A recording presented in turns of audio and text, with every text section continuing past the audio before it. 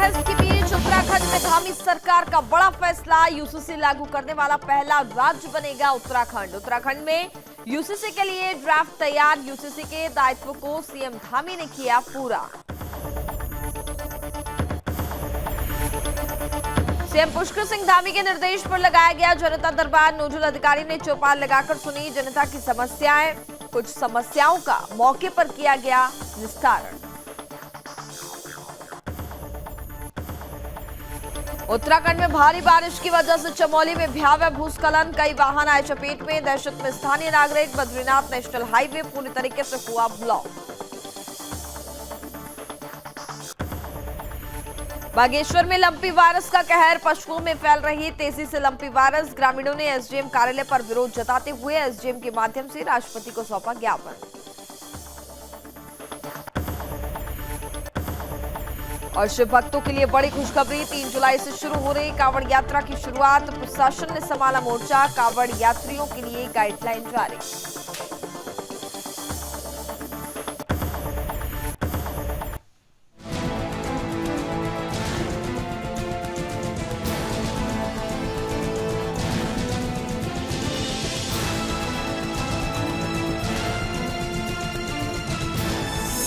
आप देख रहे हैं सुदर्शन न्यूज।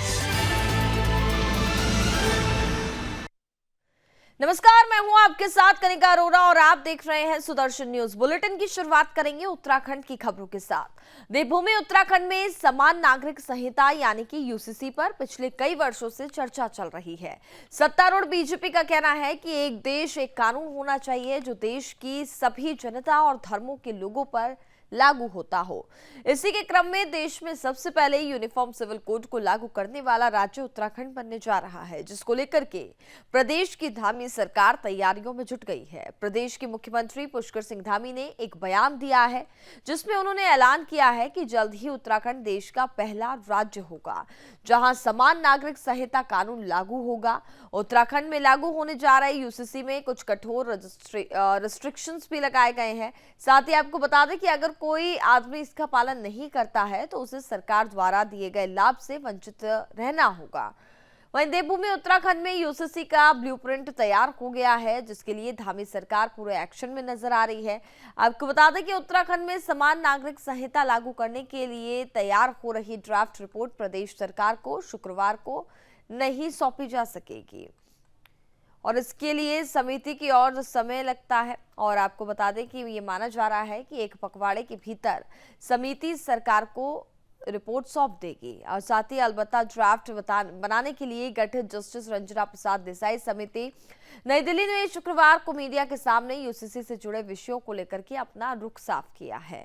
विशेषज्ञ समिति के सदस्य पिछले कुछ दिनों से नई दिल्ली में हैं और ड्राफ्ट रिपोर्ट को अंतिम रूप देने में जुटे हैं। और समिति के सदस्य शत्रुघ्न सिंह के मुताबिक ड्राफ्ट तैयार करने का काम तकरीबन अंतिम रूप में है। जानकारों का मानना है कि यूसीसी पर केंद्र सरकार के फोकस के बाद विशेषज्ञ समिति की रणनीति में बदलाव हुआ है और अभी तक यही संभावना जताई जा रही है कि समिति आने वाले समय में सरकार को अपनी रिपोर्ट सौंप देगी। मुख्यमंत्री पुष्कर सिंह धामी भी यहां उम्मीद कर रहे थे, लेकिन नई परिस्थितियों और साथ ही राष्ट्रीय विधि आयोग की सक्रियता के बाद अब इसमें कुछ और वक्त लगने की संभावना जताई जा रही है। इस लिहाज से रिपोर्ट के जुलाई के पहले या दूसरे हफ्ते में कभी भी सरकार को ये रिपोर्ट सौंपी जा सकती है। यूसीसी पर भारत के संविधान की मूल भावना के अनुरूप ही फैसले लेने होंगे। प्रधानमंत्री नरेंद्र मोदी ने यूसीसी को लेकर के जिस स्पष्टता के साथ समूचे देश के सामने पार्टी का नजरिया पेश किया है, उससे प्रदेश बीजेपी संगठन व सरकार का हौसला चरम पर है। जल्द ही रिपोर्ट सरकार को मिल जाएगी। उत्तराखंड में यूसीसी हर हाल में लागू किया जाएगा।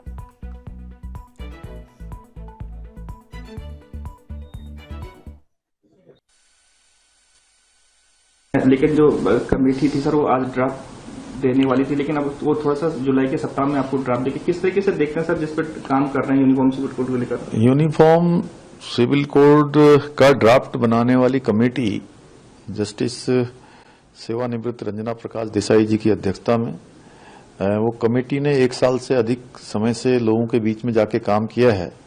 2 लाख से भी ज्यादा लोगों से बात की है और अनेकों स्टेक होल्डरों से भी उसने बात की है, विभिन्न संगठनों के लोग, धार्मिक संगठनों के लोग, सभी से, बुद्धिजीवियों से, सबसे बात की है। और बात करने के बाद उनका ड्राफ्ट तैयार हो रहा है। ड्राफ्ट लगभग पूरा होने की ओर है। जैसे ही हमको ड्राफ्ट मिलेगा हम उसका अवलोकन करेंगे। हमारे जो इस विषय के जानकार हैं उन सभी से चर्चा करेंगे, बात करेंगे। उसके बाद जो आगे की कार्रवाई होती है उसको आगे की कार्रवाई में बढ़ाएंगे। सर, माना ही जा रहा है कि जुलाई में शायद यूनिफॉर्म सिविल कोड आ सकता है। सर, उत्तराखंड के लिए कितनी गर्व की बात है, और सर पूरे भारत में भी इसकी चर्चाएं हो रही है। सर, अब देखिए, निश्चित रूप से चूंकि देवभूमि उत्तराखंड को ये दायित्व मिला कि हम यूनिफॉर्म सिविल कोड को लागू करें, उसके लिए कमेटी बनाएं। और सबसे बड़ी बात है कि भारत की धारा, संविधान की धारा 44, उसमें प्रावधान है कि एक समान कानून सब जगह होना चाहिए। और इसके लिए हमने उत्तराखंड की देवतुल्य जनता ने इस आम चुनाव में, विधानसभा में, हमने उनके सामने ये प्रस्ताव उत्तराखंड की जनता के सामने रखा। उत्तराखंड की देवतुल्य जनता ने उस पर अपना बहुमत दिया, अपना समर्थन दिया, और उन्होंने कहा कि नहीं, हमको सेवा का मौका देकर यूनिफॉर्म सिविल कोड को लागू करने की दिशा में, उनको बनाने की दिशा में उन्होंने ही हमारा मार्ग प्रशस्त किया है। इसलिए यह हमारे लिए सौभाग्य की बात है कि जो बाबा साहब भीमराव अंबेडकर जी ने संविधान में जिन बातों का प्रावधान किया, धारा 44 में जिसका उल्लेख किया है, वो लागू करने के लिए उत्तराखंड राज्य को अवसर मिल रहा है। देवभूमि उत्तराखंड में मोदी सरकार के 9 साल पूरे होने पर कार्यक्रम का आयोजन किया गया और ऐसे में बीजेपी कार्यकर्ता घर घर जाकर के मोदी जी के कार्यों के बारे में बखान कर रहे हैं। इसी कड़ी में जिला उधम सिंह नगर की पहनिया ग्राम सभा में रहने वाली बीजेपी के दिग्गज नेता श्रीमती लीलावती राणा का खटीमा पहुंची, जहां लोगों ने उनका जोरदार स्वागत किया।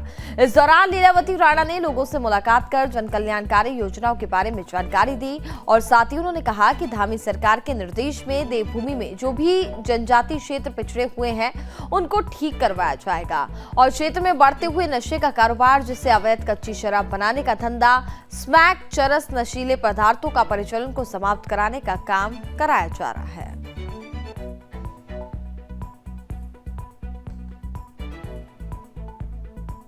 सरकार द्वारा योजनाएं चलाई जा रही हैं, वो सारी योजनाएं हमारे जनजाति के लोग। उत्तराखंड के अल्मोड़ा में दर्दनाक हादसा हो गया, जहां विश्वनाथ नदी में डूबने से भाई बहन की मौत हो गई। हादसा नदी में नहाने के दौरान हुआ। जानकारी के मुताबिक अल्मोड़ा के रहने वाले 2 भाई बहन सोमवार को नहाने के लिए विश्वनाथ नदी में गए थे, लेकिन देर शाम तक दोनों घर नहीं लौटे और उनकी घर वापसी न होने पर परिजनों ने पुलिस को इस बात की सूचना दी। पुलिस ने तत्परता दिखाते हुए मोबाइल लोकेशन के अनुसार विश्वनाथ क्षेत्र में दोनों की खोजबीन शुरू की और एसडीआरएफ और साथ ही अल्मोड़ा फायर यूनिट की टीम भी मौके पर पहुंची और दोनों की तलाश में नदी के आसपास सघन सर्च अभियान चलाया गया। रात करीब 1 बजे दोनों बच्चों के शवों को विश्वनाथ नदी भैंसोडाफम के पास से बरामद हुआ है और पुलिस ने शव को कब्जे में लेकर के पोस्टमार्टम के लिए भेज दिया है। इस घटना से पूरे क्षेत्र में शोक की लहर है।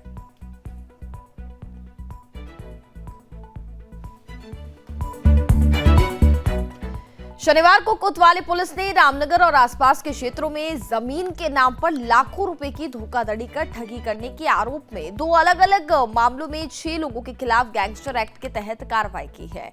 और घटना के बारे में जानकारी देते हुए कोतवाल अरुण कुमार सैनी ने बताया है कि सभी आरोपियों के खिलाफ इस प्रकार के कई मामले पहले भी दर्ज हुए हैं। उन्होंने बताया कि ठगी करने के आरोप में जयप्रकाश डंडरियाल, हरदेव सिंह, प्रदीप सरकार, घनानंद लखेड़ा, शंकर शामिल हैं। अरुण कुमार सैनी ने बताया है कि आरोपियों के खिलाफ अभी और भी जांच की जा रही है, उसके बाद रिपोर्ट उच्च अधिकारियों को प्रेषित की जाएगी। तो ये पूरा मामला है जहां पर करीब 6 लोगों के खिलाफ यहां पर कार्रवाई की गई है। जमीनों से फ्रॉड करके और ये सब चीजें की एनडीपीएसी मैंने, ये भी तो मैंने जिसको जीवन भर की कमाई जो खबरों में आगे बढ़ेंगे। लक्सर क्षेत्र के एक टायर कंपनी के नाम करने के लिए एक मजदूर की संदिग्ध परिस्थितियों में मौत हो गई, जिससे कि परिजनों में हाहाकार मच गया। वहीं इस मामले में बताया जा रहा है कि मृतक व्यक्ति को कंपनी में काम करने के दौरान गहरी चोट आई थी, जिसके बाद कंपनी के अधिकारियों ने युवक को अस्पताल में भर्ती करा दिया और गंभीर चोट लगने के कारण युवक की मौत हो गई। वहीं मृतक को परिजनों ने कंपनी प्रशासन पर आरोप लगाता हुआ कहा कि कंपनी के मालिक ने युवक को अस्पताल ले जाने में देर कर दी, जिससे युवक की मौत हो गई। वहीं मृतक के बता दें कि 3 छोटे छोटे बच्चे हैं और साथ ही वहां पर उसकी एक पत्नी है, जिसकी देखरेख के लिए परिजनों ने कंपनी से राहत राशि की मांग की, लेकिन कंपनी के मालिक की तरफ से राहत राशि नहीं दी गई, जिसके चलते ग्रामीणों ने विरोध जताते हुए कंपनी के खिलाफ कार्रवाई की मांग की है। फिलहाल मामले में आगे जांच पड़ताल जारी है।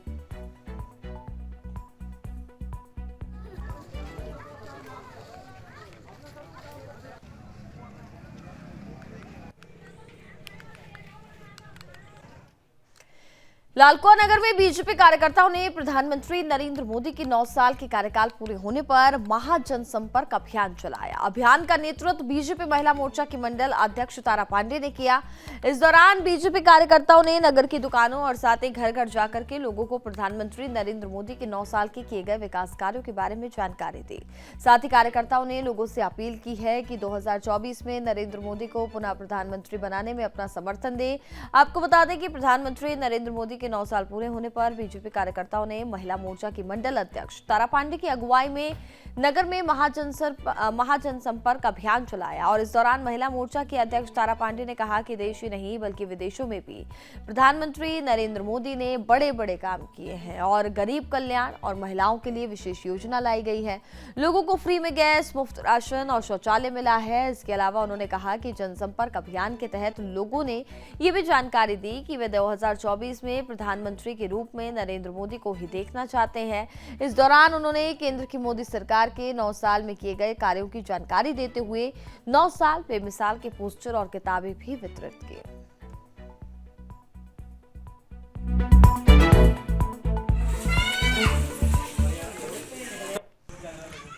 देवभूमि उत्तराखंड में लगातार बारिश का कहर जारी है। बारिश होने से एक तरफ लोगों का जनजीवन अस्त व्यस्त हो गया है, तो वहीं दूसरी तरफ नदी नाले भी उफान पर आ गए हैं। इसी कड़ी में उधम सिंह नगर की तहसील खटीमा क्षेत्र में मानसून की पहली बरसात में खकरा व एंठा नाले में बरसात के पानी ओवरफ्लो होने शुरू हो गए हैं, जिसके चलते तमाम दिक्कतें हो रही हैं। और आपको बता दें कि जिसके बाद नाले का पानी सड़कों पर आना शुरू हो गया और लोगों को आने जाने में तमाम दिक्कतें हो रही हैं, जिसके बाद आसपास में रहने वाली आबादी में जलभराव होने पर आसपास के वार्ड्स में पानी भरने की शिकायत नगरपालिका परिषद को दी गई और नगरपालिका की तरफ से जेसीबी मशीन को बुला करके साफ सफाई का काम यहां पर कराया गया।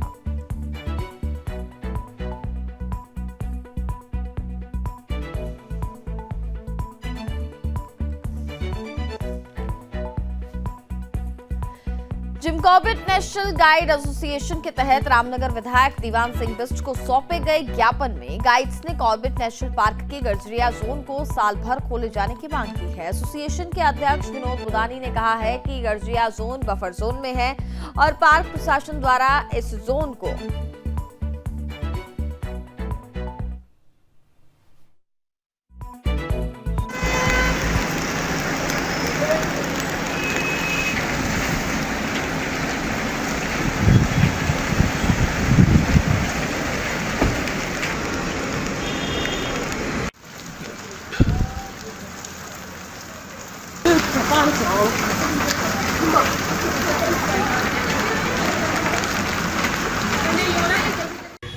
जोन है जो महिला गाइड पसंद महिला गाइड की है।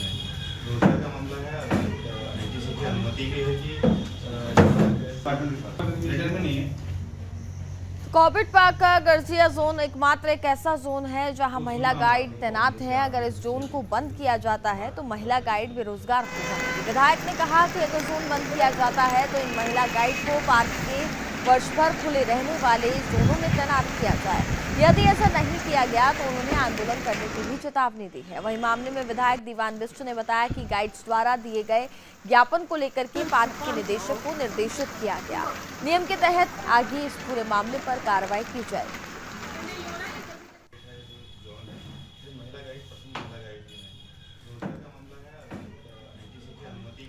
उत्तराखंड के चमोली में पुलिस प्रशासन को बड़ी कामयाबी हाथ लगी है। आपको बता दें कि चमोली कर्णप्रयाग पुलिस ने चोरी के मामले में एक स्थानीय युवक को 12 घंटे के भीतर गिरफ्तार किया।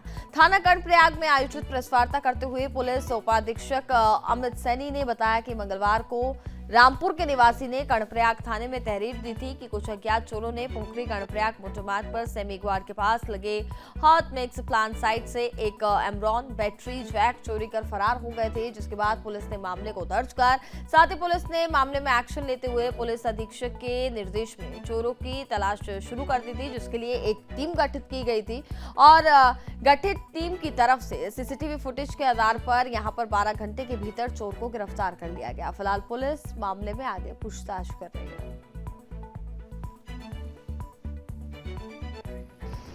ये पोखरी रोड पे हॉट मिक्स प्लांट लग रहा था, जिसमें एक चोरी का मामला प्रकाश में आया था। उसमें कल अभियोग पंजीकृत कर लिया गया था और इंस्पेक्टर कर्णप्रयाग और एसएसआई कर्णप्रयाग के नेतृत्व में टीम का गठन किया गया था। इसको वर्कआउट करने के निर्देश दिए गए थे। इसमें तुरंत ही अच्छी कार्रवाई करते हुए इसमें एक अभियुक्त को गिरफ्तार किया गया, जिससे अमन नेगी, और उसके पास से 100% माल बरामद हुआ है और इसी की सफलता पे एसपी चमोली महोदय द्वारा 2,500 की पुरस्कार की घोषणा की गई है।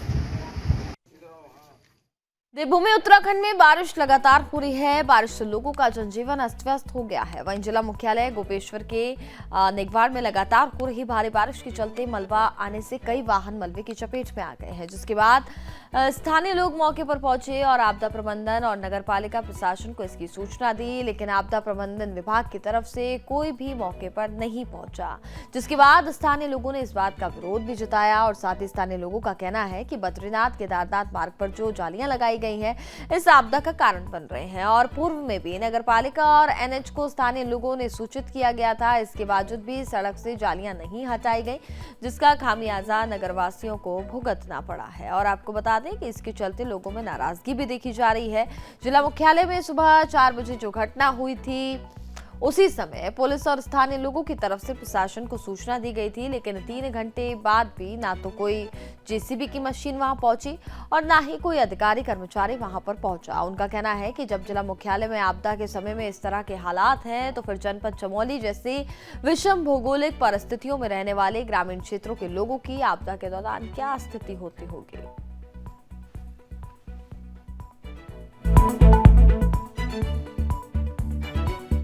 अलर्ट किया था कि मतलब नेगवाड़ क्षेत्र में आप लोग सावधान हो, और हम भी 4:30 बजे यहाँ पर आ गए थे। अब स्थानीय तौर पर सभी लोग लगे हुए हैं अपने स्तर से। अभी जेसीबी की बात चल रही है, लेकिन अभी आए हैं 2-3 घंटे हो चुके हैं, तो हम ही लगे हुए हैं। सभी लोग मिल के काम कर रहे हैं। उत्तराखंड के मुख्यमंत्री पुष्कर सिंह धामी की तरफ से 2025 तक उत्तराखंड को नशा मुक्त करने को लेकर के सख्त दिशा निर्देश दिए गए हैं। ऐसे में हरिद्वार जिले में पुलिस प्रशासन की तरफ से लगातार कार्रवाई की जा रही है और इसी कड़ी में भाद्राबाद पुलिस को बड़ी कामयाबी हाथ लगी है। थाना क्षेत्र के पथरी पुल के पास घेराबंदी कर उत्तर प्रदेश शाहजहांपुर निवासी स्मैक तस्कर गिरोह के 2 सदस्यों को गिरफ्तार किया गया। तस्करों के कब्जे से लगभग 152 ग्राम स्मैक बरामद किया गया है, जिसकी कीमत 15 लाख आंकी जा रही है। इसके साथ ही पुलिस ने मामले को दर्ज कर आरोपियों को जेल भेज दिया है। एसपी क्राइम रेखा यादव का कहना है कि हरिद्वार पुलिस को यह बड़ी सफलता हाथ लगी है। पुलिस ने 2 तस्करों को गिरफ्तार किया है। पकड़े गए दोनों तस्कर उत्तर प्रदेश के रहने वाले हैं और दोनों ही नशे के आदी हैं। नशा बेचने के साथ ही खुद भी नशे का सेवन करते हैं। फिलहाल मामले में आगे की जांच पड़ताल जारी है। हरिद्वार पुलिस को एक बड़ी सफलता हासिल हुई है, जिसमें 2 ड्रग डीलर जिनके पास से लगभग 152 ग्राम स्मैक जिसकी कीमत 15 लाख है वह पकड़े गए हैं। और चूंकि अभियान बृहद स्तर पर हमारे द्वारा चलाया जा रहा है, पूर्व में भी ऐसे बहुत सारे ड्रग डीलर्स को बस्ट किया गया है, उनके खिलाफ आपराधिक इतिहास उनका पता किया गया, उनके खिलाफ कार्रवाई भी की गई है। इसी क्रम में एक बड़ी सफलता कल हरिद्वार पुलिस के हाथ लगी है, जिसमें 2 अभियुक्त गिरफ्तार हुए हैं। दोनों ही उत्तर प्रदेश के रहने वाले हैं और ये दोनों नशे के आदी हैं और जो नशा ये खरीदते हैं स्वयं सेवन भी करते हैं, साथ ही फुटकर में इसको बेच करके धनराशि अर्जित करते हैं। उत्तराखंड में मानसून ने दस्तक दे दी है, जिसको लेकर के मौसम विभाग ने भारी बारिश को लेकर के रेड अलर्ट जारी किया है। वहीं मुख्यमंत्री पुष्कर सिंह धामी द्वारा सभी विभागों के अधिकारियों को नाले खाले खोलने के लिए भी निर्देश दिए गए हैं, जिससे कि जलभराव जैसी स्थिति न पैदा हो। वहीं उन्होंने आपदा प्रबंधन केंद्र का भी निरीक्षण कर बारिश को लेकर के सभी जिलाधिकारियों को अलर्ट रहने के साथ ही बारिश से निपटने और साथ ही कार्य योजना के लिए साथ तैयार रहने के भी निर्देश दिए हैं।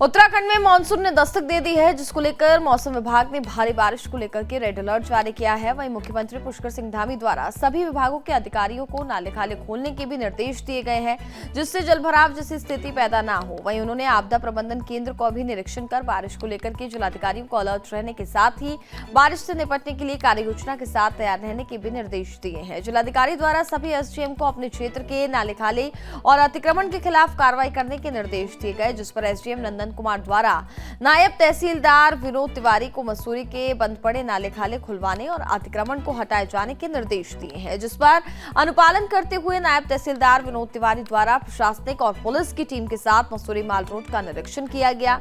वहीं मसूरी माल रोड ग्रीन चौक के पास बंद पड़े नाले को भी खुलवाया गया। आपको बता दें कि दूसरी ओर ग्रीन चौक के पास मुख्य सड़क पर रेलिंग लगाकर के अतिक्रमण किया गया था, जिसको नायब तहसीलदार द्वारा लोक निर्माण विभाग के सहयोग से हटवाया गया और अतिक्रमण करने वाले व्यक्ति को दोबारा अतिक्रमण न करने की हिदायत दी गई। आपको बता दें कि नायब तहसीलदार विनोद तिवारी ने कहा कि मसूरी माल रोड पर पुनर्निर्माण और सौंदर्यीकरण का कार्य 90% तक पूरा हो चुका है और साथ ही माल रोड में कई जगह प्राकृतिक नाले बंद हैं, जिस वजह से जलभराव की स्थिति पैदा हो रही है। ऐसे में एसडीएम नंदन कुमार द्वारा बंद पड़े नालों को खुलाने के निर्देश दिए गए, जिसके तहत कार्रवाई की जा रही है।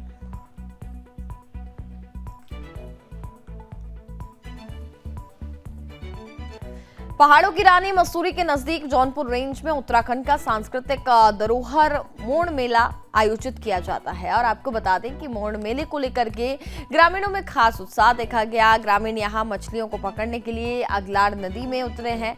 दरअसल मानसून की शुरुआत में ही अगलाड़ नदी में जून के अंतिम सप्ताह में मछली मारने के लिए मोड़ मेला मनाया जाता है, जिसमें भारी संख्या में ग्रामीणों ने अगलाड़ नदी में पारंपरिक वाद्य यंत्रों की धुन पर मछलियों को पकड़ते हुए जमकर खुशियां मनाई। और मसूरी से लगे टिहरी जनपद के जौनपुर विकासखंड की अगलाड़ नदी में लगने वाले मोड़ मेले को राजमीण भी कहा जाता है। उत्तराखंड की सांस्कृतिक विरासत में जौनपुर, जौनसार और रंवाई का विशेष महत्व है। इस क्षेत्र को पांडवों की भूमि भी कहा जाता है। यहाँ साल भर त्योहार होते ही रहते हैं। जौनपुर, जौनसार और रंवाई अपनी अनोखी सांस्कृतिक विरासत के लिए भी जाना जाता है, जिसमें मछली मारने का मोड़ मेला प्रमुख है, जो पूरे देश में अन्यत्र कहीं नहीं होता है। कहा जाता है कि जब यहाँ राजशाही थी तब टिहरी महाराजा इस पे खुद शिरकत करते आते थे और मेले से पहले ही यहाँ अगलाड़ नदी में टिमरू के छाल से बनाया पाउडर भी डाला जाता है, जिससे मछलियाँ कुछ देर के लिए बेहोश हो जाती हैं और इसके बाद उन्हें पकड़ा जाता है।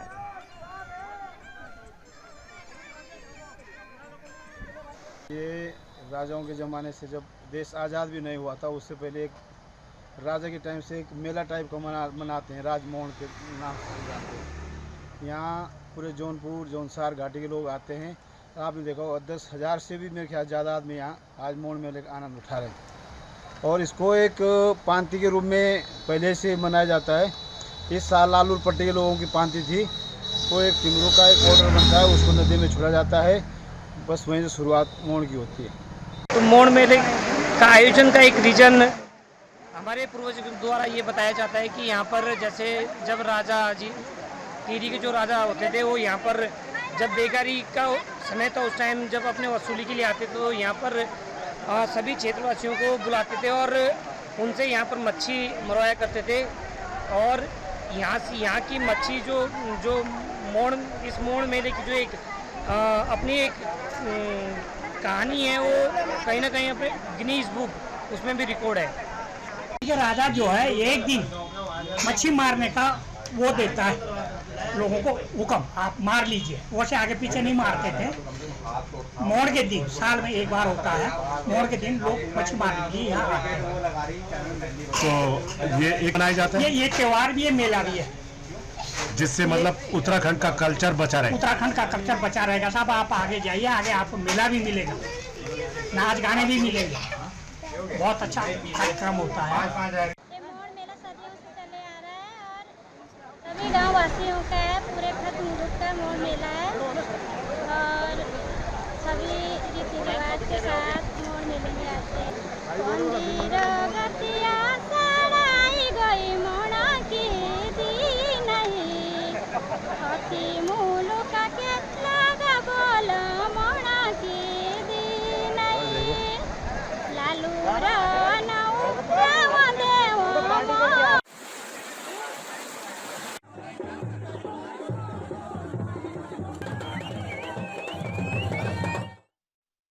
उत्तराखंड में बारिश का कहर लगातार जारी है। राजधानी देहरादून सहित नैनीताल, टिहरी, पौड़ी, चमोली और बागेश्वर में अगले 4 दिनों तक भारी बारिश हो सकती है।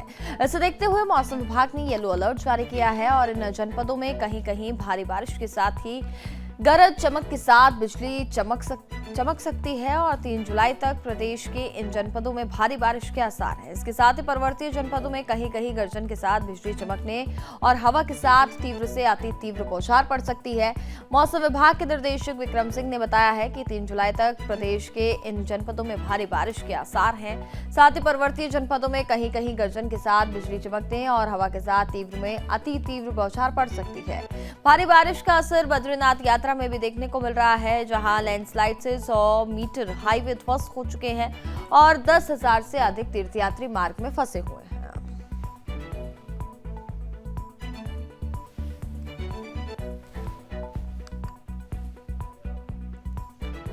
उत्तराखंड में भारी बारिश आफत बन गई है। राज्य के पहाड़ी इलाकों में लैंडस्लाइड से यात्रा खतरनाक हो गई है। एक तरफ भारी बारिश ने तबाही मचाई है तो दूसरी तरफ भारी बारिश के चलते जगह जगह लैंडस्लाइड की घटनाएं सामने आ रही हैं और इसी कड़ी में उत्तराखंड के चमोली के ऋषिकेश बद्रीनाथ राष्ट्रीय राजमार्ग छिनका के पास अचानक लैंडस्लाइड हुआ, जिससे मलबा आने से राजमार्ग अवरुद्ध हो गया और वहीं राजमार्ग अवरुद्ध होने से आर पार वाहनों की लंबी लाइनें देखने को मिली थी, जिससे लोगों को आने जाने में भारी परेशानियों का सामना करना पड़ा।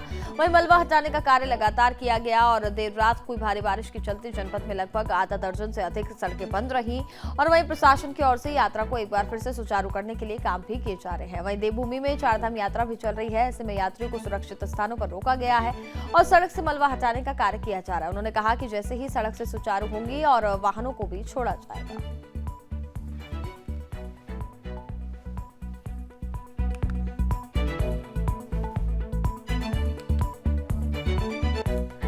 और इसी के साथ फिलहाल इस बुलेटिन में बस इतना ही। आप देखते रहिए सुदर्शन न्यूज। जय हिंद।